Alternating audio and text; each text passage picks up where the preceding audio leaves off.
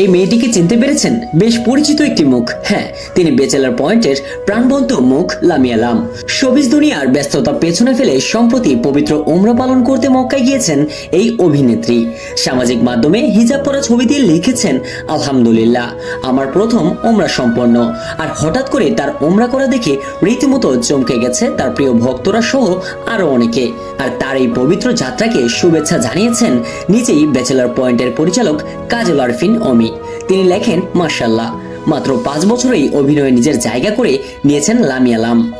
অসময়ে টাকার machine, hotel relax প্রতিটি চরিত্রেই নজর কেড়েছেন।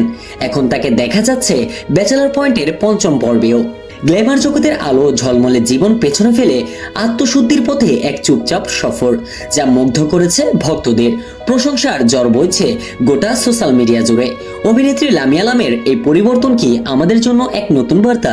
যাই হোক, এসব দেখে বোঝাই যাচ্ছে তিনি শুধু শিল্পী নয়, একজন মানুষ হিসেবেও তিনি অন্যান্য।